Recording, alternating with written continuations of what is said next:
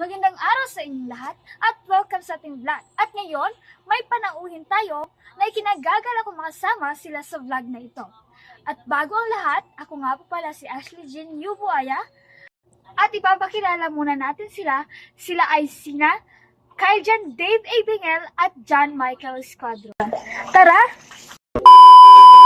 Kuya, pabili nga po ng saging at rambutan. 60 kilo papaya at rambutan. 100 na lang po sa tig 1 kilong saging at saka rambutan. Sige, at matagal-tagal na rin pinasuki.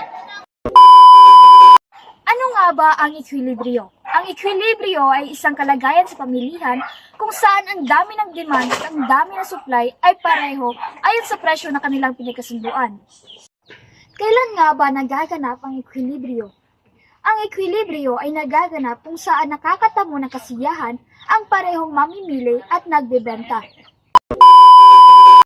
Shortage o kakulangan, mga produkto na madaling maubos at palaging ginagamit sa pang-araw-araw.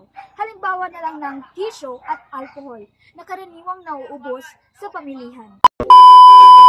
Tara! Kuya, pabili nga po ng 1 kilong bangos. Hindi na lang po yung bango. Ilan po ba lahat? 100 na lang po ito, madam. Sige kuya, yan na lang po. Surplus o kalabisan, mga produkto na hindi masyadong binibili ng mga consumer, kaya minsan inaabot ito na pagkasira o expiration date, at pagkabulok naman ng mga gulay at prutas. Tao po. Ano yon? Ang kalabasa nga po. Isa lang, damihan mo na para makabenta ako. Isa lang po talaga ang kailangan. Mabubulok na naman itong mga paninda ko. At tatanungin natin sila kung ano ang kanilang masasabi tungkol sa vlog natin ngayon. Tara! Ano nga ba ang shortage, Mr. Bingel? Ang shortage o kakulangan ay naranasan naman kung ang dami ng demand ay mas malaki kaysa sa dami ng supply. Kaya naging bunga nito ang pagtaas ng presyo. At bakit naman naging bunga nito ang pagtaas ng presyo? Dahil nga mas marami ang gustong bilhin ng mga consumer kaysa sa dami ng mga produkto. Kaya pala. Ano nga ba ang surplus, Mr. Esquadro?